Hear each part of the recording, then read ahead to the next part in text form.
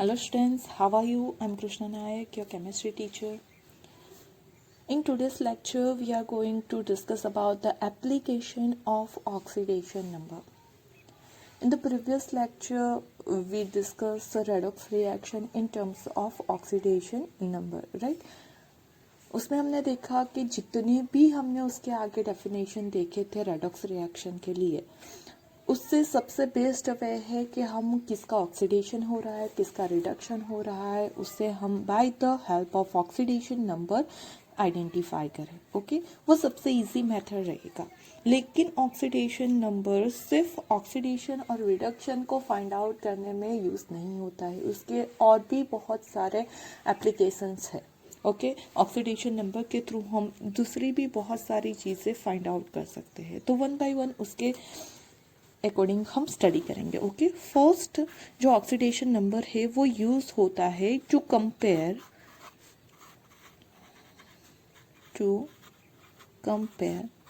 The strength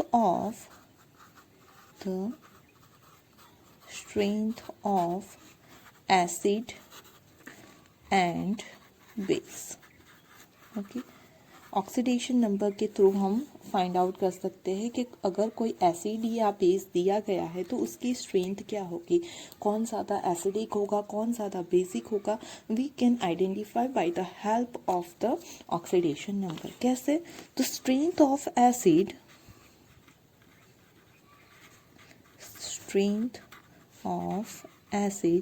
is directly proportional to oxidation number. Is directly proportional to oxidation number. अगर oxidation number ज़्यादा है तो we can say that कि वो acid सबसे ज़्यादा स्ट्रॉन्ग है.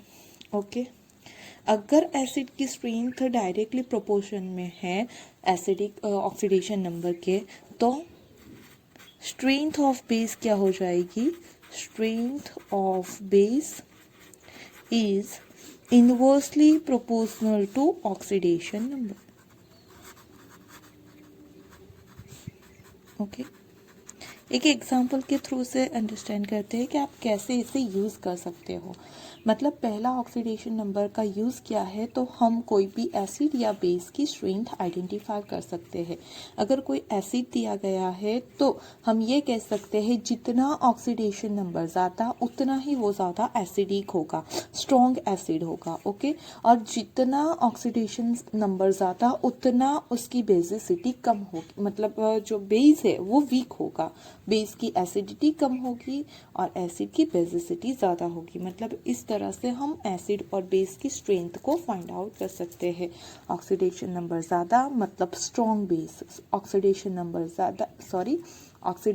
ज़्यादा मतलब strong acid, and oxidation number ज़्यादा मतलब वीक बेस. ओके, चलो एग्जाम्पल लेके हम उसे समझने की कोशिश करते हैं.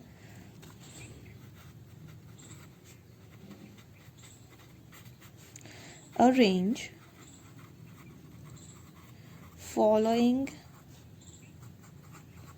acid in increasing order of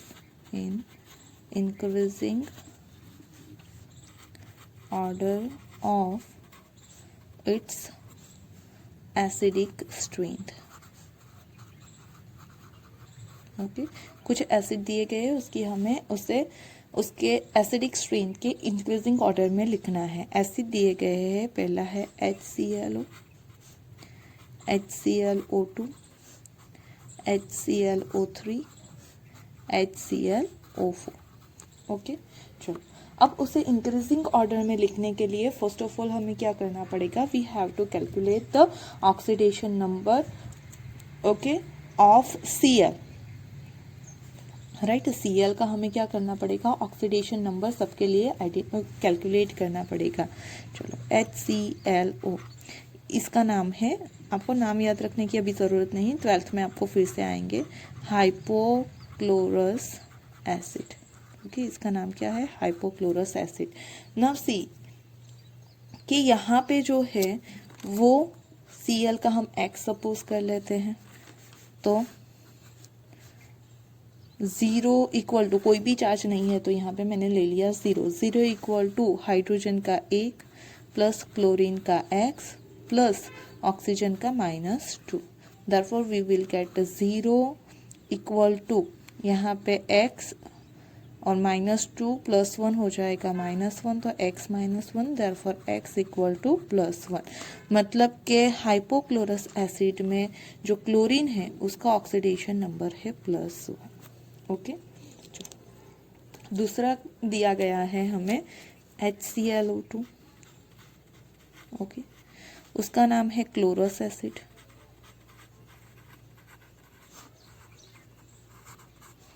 उसके अंदर भी हमें क्या करना है, Cl का ऑक्सीडेशन नंबर फाइंड आउट करना है, क्योंकि Cl का ऑक्सीडेशन नंबर काउंट करके ही हम उसे कंपेयर कर सकते हैं। देखो यहाँ पे हाइड्रोजन और ऑक्सीजन, उसका सारे एसिड में ऑक्सीडेशन नंबर सेम होगा, हाइड्रोजन का +1 और ऑक्सीजन का -2। किसका चेंज होगा, क्लोरीन का। तो सारे के लिए हमें क्लोरीन का ऑक्सीडेशन नंबर फाइंड आउट करना है। ओके, चलो, तो यहाँ पे देखो टोटल ज़ीरो, कोई भी चार्ज नहीं है, एक हाइड्रोजन एक क्लोरीन तो उसका x, दो ऑक्सीजन और एक का -2। Therefore zero equal to 1 + x -4। Therefore zero equal to x -3। तो यहाँ पे हो जाएगा x इक्वल टू 3। ओके, यहाँ पे क्या हो जाएगा, x इक्वल टू 3। तो जो हमारा क्लोरीन है उसका यहाँ पे ऑक्सीडेशन स्टेट कितना आएगा, +3। हाइपोक्लोरस एसिड में +1 है, इसमें +3 है। ओके, चलो आगे कैलकुलेट करते हैं किसका, HClO3 में। HClO3, ओके, उसमें भी हमें क्लोरीन का ऑक्सीडेशन नंबर फाइंड आउट करना है, इसका नाम है क्लोरिक एसिड। चलो यहाँ पे क्या हो जाएगा, तो टोटल चार्ज ज़ीरो, एक हाइड्रोजन एक chlorine 3 oxygen. Therefore 0 equal to 1 plus x minus 6. Therefore 0 equal to x minus 5. Therefore x equal to +5। सही है, तो जो क्लोरिक एसिड है उसमें क्लोरीन का ऑक्सीडेशन स्टेट हो जाएगा +5। सिमिलरली यहाँ पे जो हमारा HClO4 है, ओके, उसका नाम है परक्लोरिक एसिड, और उसमें जो क्लोरीन है उसका ऑक्सीडेशन स्टेट हो जाएगा 4 2 सा -8, -8 में से एक निकाल दो तो 7, तो क्लोरीन का ऑक्सीडेशन स्टेट आएगा +7। ओके, कितना आएगा, +7। मतलब हमारे पास जो 4 कंपाउंड दिए गए थे इसमें इसका ऑक्सीडेशन स्टेट है +1, इसका है +3, +5 एंड +7। हमने क्या करना है, तो एसिडिक स्ट्रेंथ के इंक्रीजिंग ऑर्डर में लिखना है, and acidic strength is directly proportional to its oxidation number. मतलब जिसका ऑक्सीडेशन नंबर कम उसकी एसिडिक स्ट्रेंथ कम, जिसका ऑक्सीडेशन ज़्यादा उसकी एसिडिक स्ट्रेंथ ज़्यादा। तो हमें इंक्रीजिंग ऑर्डर लिखना है, तो we can write like this, increasing order of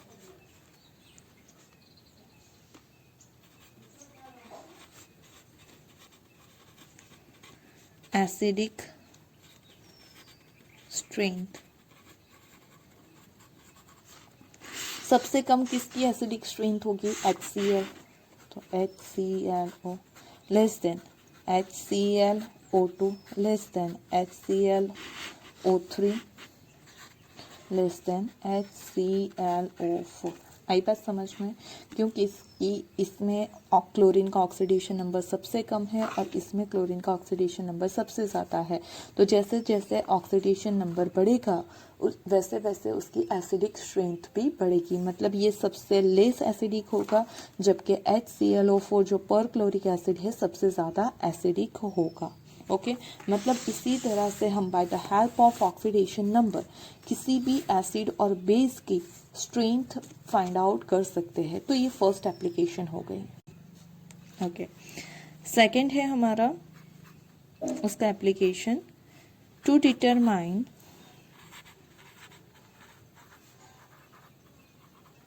the oxidizing oxidizing and reducing nature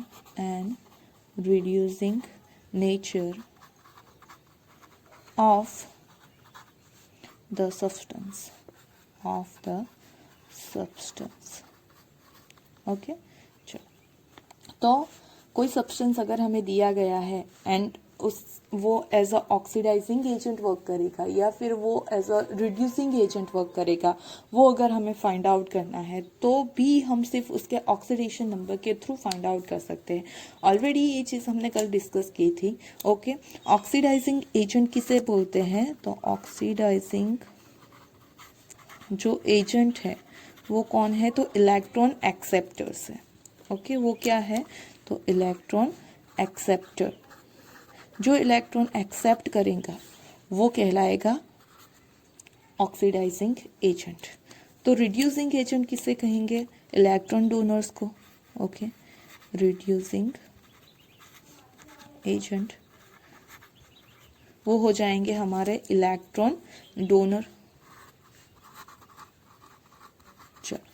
लेकिन वो तो कब हम डिसाइड कर सकते हैं? जब हमने कल देखा था कि कोई रिएक्शन दी गई है, उसमें बताया गया है कि रिएक्शन ड्यूरिंग रिएक्शन कौन इलेक्ट्रॉन डोनेट कर रहा है, कौन इलेक्ट्रॉन विड्रॉ कर रहा है। अगर आपको रिएक्शन नहीं दी गई है, आपको डायरेक्ट स्पीसीज दिए गए हैं, तो आप कैसे फाइंड आउट कर सकते हो ऑक्सीडाइजिंग एजेंट, रिड्यूसिंग एजेंट? उसके बारे में हम देखते हैं।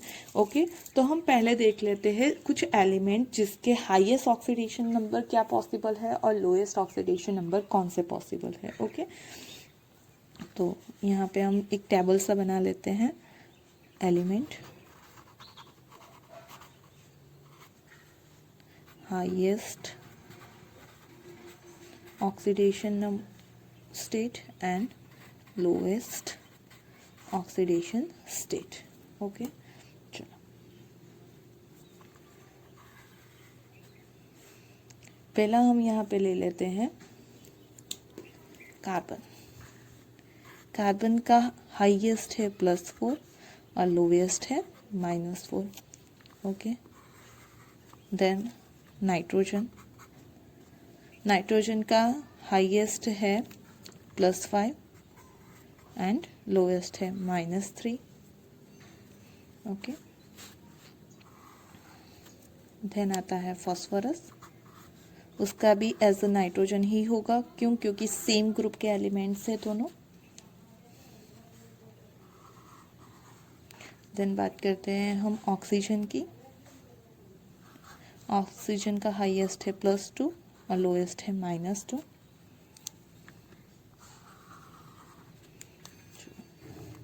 फिर बात करते हैं उसी के ग्रुप के सल्फर की। उसका हाईएस्ट है +6 और लोएस्ट है -2।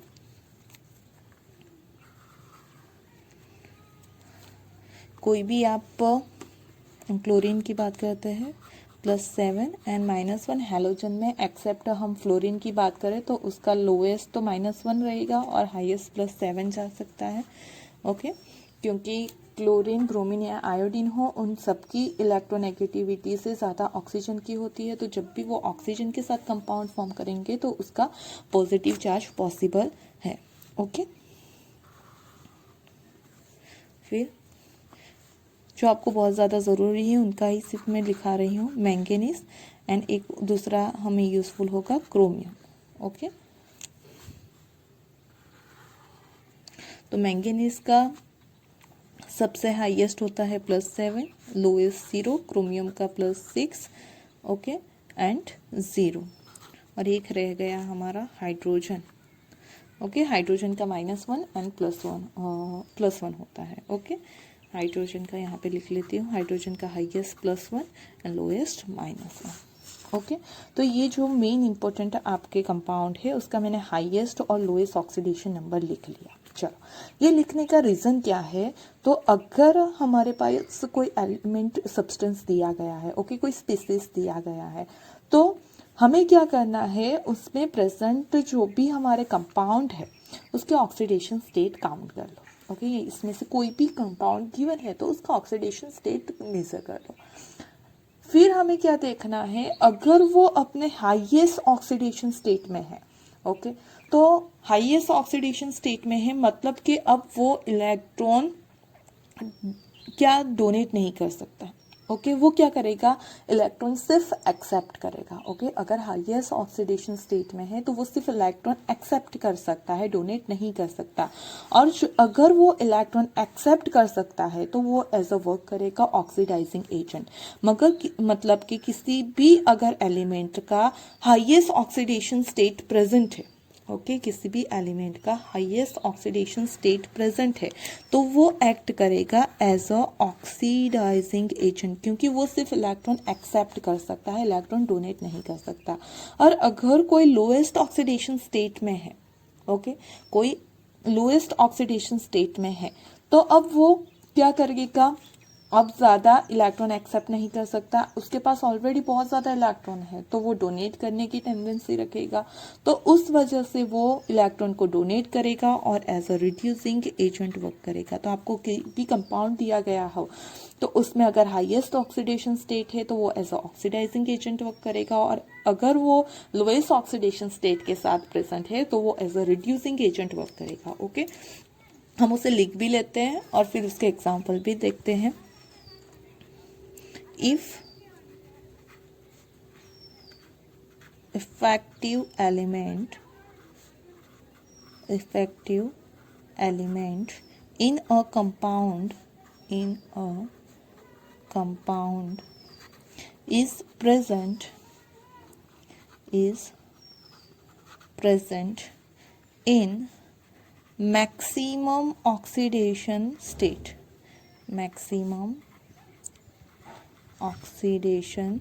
state, then the compound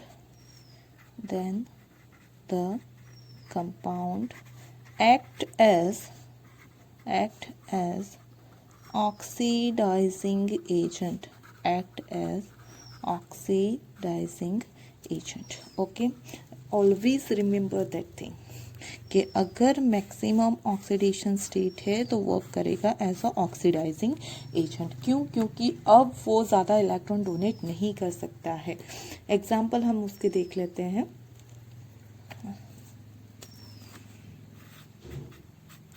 suppose हमारे पास KMnO4 है, ओके तो KMnO4 में जो Mn है वो उसके सबसे ज़्यादा हाईएस्ट ऑक्सीडेशन स्टेट में है। ओके कितने, +7 में। अब +7 से ज़्यादा वो ऊपर नहीं जा सकता तो वो as a oxidising agent work करेगा। It is a best oxidising agent. Second है हमारा K2Cr2O7, पहला हो गया पोटेशियम परमैंगनेट, दूसरा हो गया पोटेशियम डाइक्रोमेट। ओके उसमें जो क्रोमियम है उसके मैक्सिमम ऑक्सीडेशन स्टेट में है +6 में। अब उससे ज़्यादा वो ऑक्सीडेशन स्टेट गेन नहीं कर सकता है तो ऑब्वियस है वो खुद रिड्यूस होगा। अगर वो खुद रिड्यूस होगा तो दूसरों को ऑक्सीडाइज करेगा, मतलब as a oxidising agent work करेगा। ओके H2SO4 तो इसमें सल्फर का ऑक्सीडेशन स्टेट हो जाएगा हमारा +6। ओके तो अब उससे ज़्यादा तो हो नहीं सकता तो वो क्या करेगा, as a oxidising agent work करेगा। SO3 उसमें भी सल्फर का ऑक्सीडेशन स्टेट क्या है, तो +6 है, उसके मैक्सिमम ऑक्सीडेशन स्टेट में है तो वो एज ऑक्सीडाइजिंग एजेंट वर्क करेगा। ओके H3PO4 फॉस्फोरस अपने मैक्सिमम ऑक्सीडेशन स्टेट में है इसमें तो वो as a oxidising agent work करेगा, क्योंकि खुद रिड्यूस होगा। मैक्सिमम ऑक्सीडेशन स्टेट होने का मतलब क्या है, वो खुद अब अपना ऑक्सीडेशन नंबर इंक्रीज नहीं कर सकता तो वो सिर्फ रिड्यूस होगा। वो क्या होगा, खुद रिड्यूस होगा, ऑक्सीडेशन नंबर डिक्रीज करेगा मतलब वो रिड्यूस होगा। अगर खुद रिड्यूस होगा तो दूसरे का क्या करेगा, ऑक्सीडेशन, मतलब as a oxidising agent work करेगा। ओके मतलब आपके पास अगर कोई स्पीसीज प्रेजेंट है तो उस स्पीसीज को आप देख के ही बता सकते हो कि वो as a oxidation agent work करेगा या फिर वो as a reducing agent work करेगा। ओके HNO3 में नाइट्रोजन उसके मैक्सिमम ऑक्सीडेशन स्टेट में है तो वो भी as a oxidising agent work करेगा। ओके HClO4 परक्लोरिक एसिड हमने अभी बात की कि क्लोरीन +7 ऑक्सीडेशन स्टेट में है तो वो as a oxidising agent work करेगा। तो ये मैंने कुछ आपको एग्जांपल्स दिए हैं जिसमें कंपाउंड जिस स्पीसीज में एलिमेंट अपने मैक्सिमम ऑक्सीडेशन स्टेट में है, मतलब वो खुद रिड्यूस होंगे, दूसरे को ऑक्सीडाइज करेंगे, that's why they are act as a oxidizing agents. Okay, तो ये सारे जो यहाँ पे आप देख रहे हो, पोटेशियम में परमैंगनेट हो, potassium dichromate, sulphuric acid, sulphur trioxide, right, जो भी आपके यहाँ पे जितने भी कंपाउंड दिए हैं वो सारे as a oxidising agent work करेंगे। ओके, तो मतलब आपको 4 ऑप्शन दिए गए हैं, उसमें से आपको क्या करना है, तो उसके ऑक्सीडेशन स्टेट को कैलकुलेट कर लो, जो अगर उसका मैक्सिमम ऑक्सीडेशन नंबर होगा तो वो एज अ ऑक्सीडाइजिंग एजेंट ही वर्क करेगा। ओके, अब देख लेते हैं हम रिड्यूसिंग एजेंट के लिए। If effective element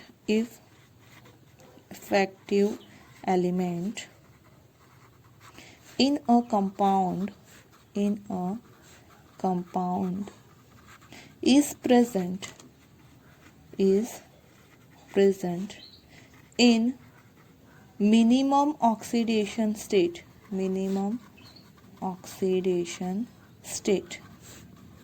then the compound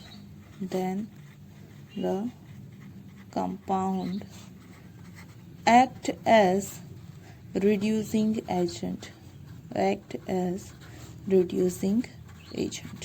okay, वो as a reducing agent work करेगा ना। अब देखो यहाँ पे उसके एग्जांपल ले लेते हैं हम। सपोज हमारे पास है PH3, यहाँ पे अगर फॉस्फोरस का आप ऑक्सीडेशन स्टेट काउंट करोगे देन यू विल गेट -3, क्योंकि उसकी इलेक्ट्रोनेगेटिविटी ज़्यादा है हाइड्रोजन से, तो उसका माइनस आएगा -3। अब देखो फॉस्फोरस के लिए मिनिमम कितना है, -3। अब उससे ज़्यादा लोएस्ट नहीं होगा, वो खुद का ऑक्सीडेशन नंबर सिर्फ इंक्रीज कर सकता है, डिक्रीज नहीं कर सकता। अगर खुद का ऑक्सीडेशन नंबर इंक्रीज कर रहा है मतलब खुद ऑक्सीडाइज होगा, अगर खुद ऑक्सीडाइज होगा तो दूसरे को रिड्यूस करेगा। Means if element present in a minimum oxidation state then always they act as a reducing agent. Okay, remember that words, minimum oxidation number तो reducing agent कहलाएगा, अगर maximum oxidation number तो वो कहलाएगा oxidizing agent. Okay, चलो दूसरा example लेते हैं हम। Similarly NH3, उसमें नाइट्रोजन जो है वो एज अ उसके मिनिमम ऑक्सीडेशन स्टेट में है तो वो as a reducing agent work करेगा। ओके, CH4 हमारा हो गया, उसमें कार्बन उसके मिनिमम ऑक्सीडेशन स्टेट में है। ओके, तो वो क्या करेगा, as a reducing agent work करेगा। ये तो बात हो गई कि मैक्सिमम ऑक्सीडेशन स्टेट में हो या फिर मिनिमम ऑक्सीडेशन स्टेट में हो, लेकिन जब हमने ऑक्सीडेशन स्टेट काउंट किए बहुत सारे एलिमेंट्स में तब ऐसे भी थे, जैसे कि हमने सल्फर को देखा है तो वो +4 भी एक्सिस्ट करता है, सही है। अब सल्फर की रेंज देखो तो सल्फर की रेंज है +6 से -2, मतलब +4 वो एक्सिस्ट कर रहा है, तो उसके पास दोनों पॉसिबिलिटी है, वो +4 से +6 भी जा सकता है और +4 से -2 भी जा सकता है, मतलब खुद रिड्यूस भी हो सकता है, खुद ऑक्सीडाइज भी हो सकता है। तो ऐसी कंडीशन में ये जो रेंज है उसमें मैक्सिमम और मिनिमम के बीच के जो भी ऑक्सीडेशन स्टेट में कोई एलिमेंट प्रेजेंट होगा तो वो खुद रिड्यूस भी हो सकता है और ऑक्सीडाइज भी हो सकता है, मतलब वो एज अ ऑक्सीडाइजिंग एजेंट भी वर्क करेगा और एज अ रिड्यूसिंग एजेंट भी वर्क करेगा। So we can write that if effective element in a compound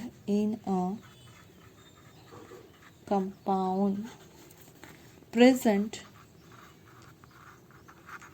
in intermediate oxidation state,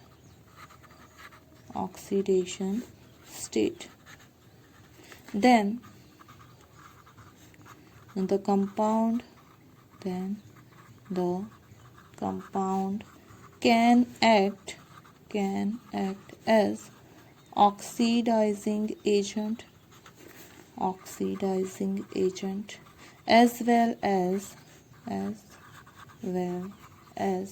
reducing agent as well as reducing agent। सही है, मतलब minimum और maximum के बीच में है अगर कोई एलिमेंट का ऑक्सीडेशन स्टेट, मतलब कि इंटरमीडिएट ऑक्सीडेशन स्टेट है। Okay, in that condition it will act as a oxidizing agent as well as reducing agent, दोनों की तरह वो वर्क करेगा। ओके, ऐसा एग्जांपल भी हम देख लेते हैं।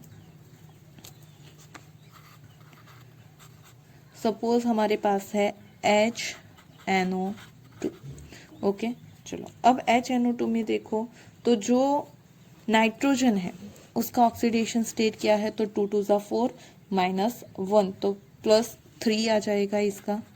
ओके, इसका ऑक्सीडेशन स्टेट क्या आ जाएगा, +3। अब नाइट्रोजन की जो रेंज है वो तो -3 to +5 है, उसके बीच का हुआ, मतलब वो एज अ ऑक्सीडाइजिंग एजेंट भी वर्क कर सकता है, वो एज अ रिड्यूसिंग एजेंट भी वर्क कर सकता है। किसके ऊपर डिपेंड करेगा, तो उसके साथ जो स्पीसीज प्रेजेंट है उसके ऊपर डिपेंड करेगा कि वो as a oxidising agent work करेगा या फिर वो as a reducing agent work करेगा। ओके, चलो दूसरा एग्जाम्पल देखते हैं हम, H3PO3। ओके, उसमें फॉस्फोरस एसिड है, उसमें क्या हो जाएगा, तो फॉस्फोरस जो है तो देखो 3 2 ज़ा 6, 6 में से 3 निकाल दो तो 3 रह जाएंगे, मतलब फॉस्फोरस का ऑक्सीडेशन स्टेट है +3, तो उसमें भी वो अपने इंटरमीडिएट स्टेट में है। तो H3PO3 can act as a oxidising agent as well as a reducing agent.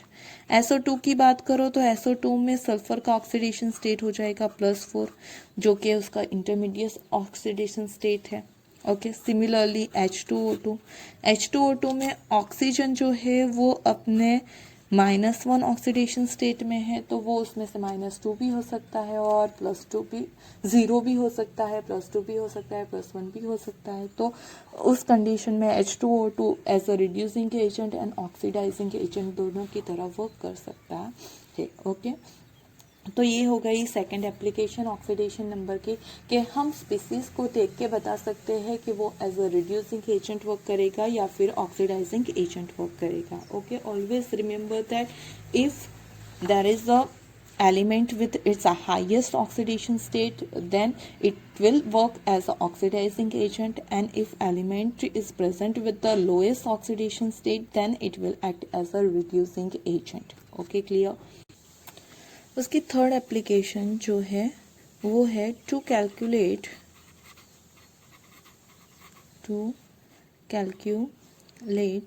The equivalent weight of compound, equivalent weight of compound.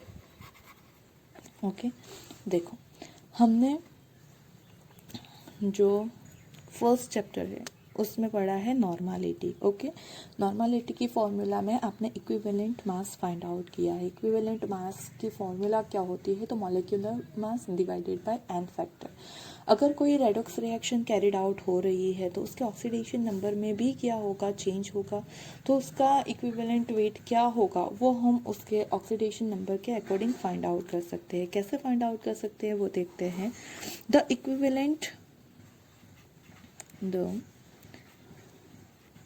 Equivalent weight of an oxidizing agent or reducing agent is that weight which accepts 1 mole electron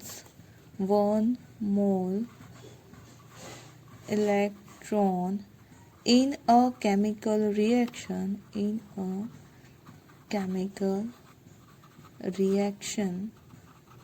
or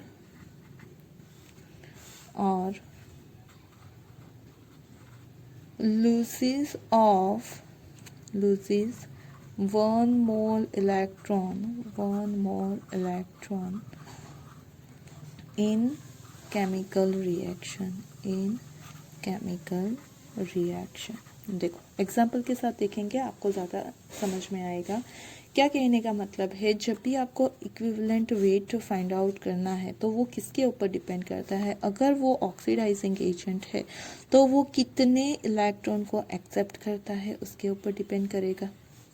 okay, अगर वो reducing agent है तो वो कितने मोल electron को donate करता है उसके ऊपर डिपेंड करेगा। एग्जाम्पल्स के थ्रू देखेंगे, you will clear that concept. Okay, चलो सपोज के हमारे पास कोई ऑक्सीडेंट है, ऑक्सीडाइजिंग एजेंट है। ओके, तो equivalent weight, equivalent weight of oxidant, of oxidant वो क्या हो जाएगा, तो molecular weight, molecular weight divided by number of electron gained by 1 mole। 1 मोल के थ्रू जितने नंबर ऑफ इलेक्ट्रॉन गेन होते हैं उसे डिवाइड करो उसके मॉलिक्यूलर मास से, then you will get the equivalent mass of oxidant. Okay, example लेते हैं हम तो और भी ज़्यादा क्लियर होगा आपको। एक एग्जांपल लेके देखते हैं हम। सपोज के हमारे पास है एक रिएक्शन जिसमें Cr2O7-2। ओके, वो क्या कर रहा है, तो यहाँ पे H+ है, मतलब कि एसिडिक मीडियम है, H+ होता है तो एसिडिक मीडियम को रिप्रेजेंट करता है। अगर रिएक्शन में OH- है तो वो बेसिक मीडियम को रिप्रेजेंट करता है। ओके, H+ मतलब एसिड किसे बोलते हैं हम, तो जो प्रोटॉन को डोनेट करता है, मतलब अंदर कोई एसिड प्रेजेंट है, हम पूरी फॉर्मूला लिखने की जगह सिर्फ H+ भी लिखे तो वो कहलाएगा एसिडिक मीडियम। ओके, तो ड्यूरिंग रिएक्शन क्या होगा, ये रिएक्शन आपको दी गई है। सपोज कि आपके पास है Cr2O7-2 plus H+ plus electron. Okay, and it will produce Cr3 plus H2O। इसे बैलेंस करेंगे तो वी विल गेट दैट, यहाँ पे 14H+ चाहिए होंगे, क्यों, क्योंकि 7 ऑक्सीजन है तो ये हो जाएंगे 7H2, 7 2 सा 14, तो ये 14 हो गए ना। इलेक्ट्रॉन कितने आएंगे, तो देखो इलेक्ट्रॉन, नंबर ऑफ इलेक्ट्रॉन कितने रिक्वायर्ड होंगे, तो यहाँ पे जो क्रोमियम है उसका ऑक्सीडेशन स्टेट क्या आ जाएगा, तो 7 2 सा 14, 14 में से 2 निकाल दो तो हो जाएंगे 12, 12 डिवाइडेड बाय 2 तो हो जाएगा 6 प्लस 6। ओके, वैसे यहाँ पे कितने हैं, तो +3, मतलब एक क्रोमियम +6 में से +3 में कन्वर्ट हो रहा है, तो एक क्रोमियम को कितने इलेक्ट्रॉन गेन करने पड़ेंगे, 3। वैसे कितने यहाँ पे क्रोमियम है, 2, तो टोटल नंबर ऑफ इलेक्ट्रॉन जो गेन होंगे ड्यूरिंग रिएक्शन वो क्या हो जाएंगे, 6। मतलब ये हमारी एक रिएक्शन हो गई। अगर 1 मोल हमने डाइक्रोमेट सॉल्ट लिया तो वो 6 इलेक्ट्रॉन को क्या करेगा, गेन करेगा।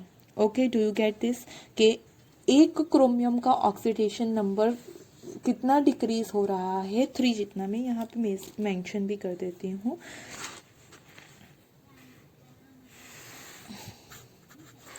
Decrease in oxidation number, decrease in oxidation number equal to 3, और कितने क्रोमियम है, 2, तो टोटल 6। ओके, आई बात समझ में कि एक क्रोमियम में 3 जितना ऑक्सीडेशन स्टेट डिक्रीज हो रहा है तो वो 3 इलेक्ट्रॉन को गेन करेंगे। वैसे कितने हैं, 2 क्रोमियम है तो 6 इलेक्ट्रॉन टोटल गेन होंगे। राइट ना, हमें यहाँ पे फाइंड आउट करना हो equivalent weight of that particular molecule. Okay, ये जो हमारा क्रोमेट सॉल्ट है उसका हमें इक्विवेलेंट वेट फाइंड आउट करना है, तो यहाँ पे क्या हो जाएगा, इक्विवेलेंट वेट इक्वल टू, जैसे कि फॉर्मूला है हमारी।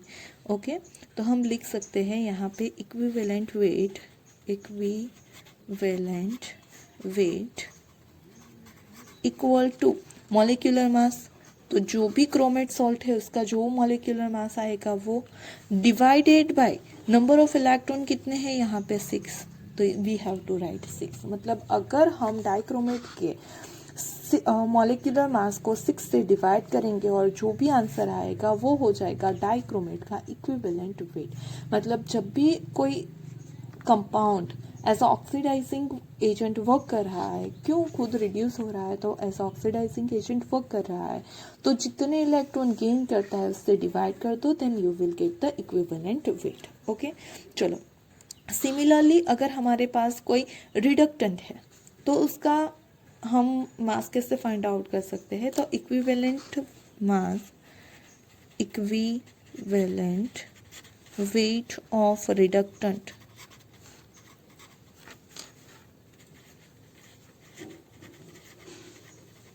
वो हो जाएगा molecular mass divided by number of mole, number of electron donate और लॉस्ट, डोनेट बाय 1 मोल। ये चीज मेन है कि 1 मोल के थ्रू जब भी रिएक्शन लिखो तो 1 मोल के थ्रू, यहाँ पे 1 मोल क्रोमियम ही होना चाहिए, उसके थ्रू जितना भी होगा इलेक्ट्रॉन गेन वो कहलाएगा उसका, उसी से हमें डिवाइड करना है। ओके, अब रिडक्टेंट के लिए है तो वो क्या कर रहा है, डोनेट, तो 1 मोल जितना डोनेट करेगा इलेक्ट्रॉन उसी को हमें डिवाइड करना है। एक एग्जाम्पल के थ्रू उसे समझते हैं, एग्जाम्पल ले लेते हैं हम। सपोज हमारे पास है C2O4-2 ऑक्सलेट आयन है, वो कन्वर्ट हो रहा है CO2 में और प्लस इलेक्ट्रॉन को डोनेट कर रहा है। ओके, अब देखो यहाँ पे 2 है तो यहाँ पे 2 लिख लिया। अब कितने इलेक्ट्रॉन को डोनेट करेगा वो हम कैलकुलेट कर लेते हैं यहाँ पे। तो देखो यहाँ पे 4 है तो 4 2 ज़ा 8, 8 माइनस क्या करना है हमें 2, तो 6, 6/2 तो 3, मतलब यहाँ पे जो कार्बन है उसका ऑक्सीडेशन स्टेट है +3 और यहाँ पे वो क्या हो रहा है +4 में कन्वर्ट हो रहा है। ओके, +3 में से कितने में कन्वर्ट हो रहा है, +4 में, मतलब एक कार्बन एक इलेक्ट्रॉन को डोनेट कर रहा है। वैसे कितने कार्बन है, 2 कार्बन है, तो यहाँ पे जो हमारे इलेक्ट्रॉन डोनेट होंगे वो भी क्या होंगे, 2। ओके, मैं यहाँ पे मेंशन कर देती हूँ कि क्या हो रहा है, तो 1 carbon increase in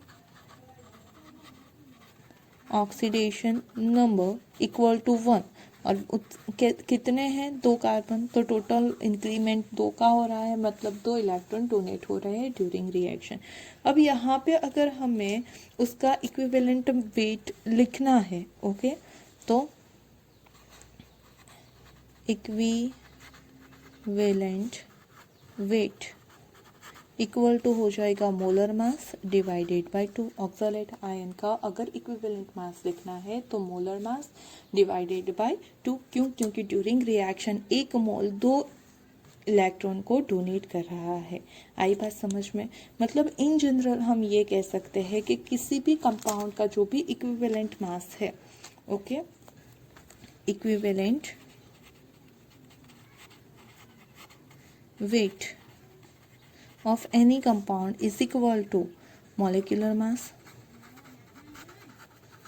molecular weight divided by number of electron gain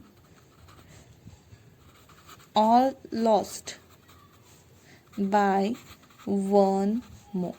okay, 1 मोल के थ्रू जितने भी इलेक्ट्रॉन गेन होंगे या डोनेट होंगे, ओके, उसे आप डिवीजन में लिख दो मॉलिक्यूलर मास के, then you will get the equivalent weight. और ये नंबर ऑफ इलेक्ट्रॉन जो गेन होंगे या डोनेट होंगे वो किससे मिलेंगे, तो आपको जो भी रिएक्शन दी गई है उसमें आपको देखना पड़ेगा कि ऑक्सीडेशन नंबर का कितना चेंज हो रहा है।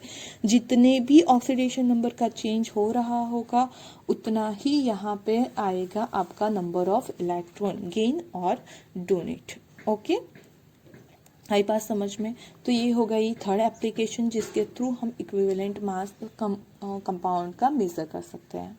तो यहाँ पे हमने 3 एप्लीकेशन देखी है। फर्स्ट हम एसिड और बेस की स्ट्रेंथ डिटरमाइन कर सकते हैं, फिर किसी भी स्पीसीज एज ऑक्सीडाइजिंग एजेंट या रिड्यूसिंग एजेंट वर्क करेगा वो फाइंड आउट कर सकते हैं, एंड थर्ड थिंग कि हम उसका इक्विवेलेंट मास फाइंड आउट कर सकते हैं। Okay, hope you understand the applications of oxidation number.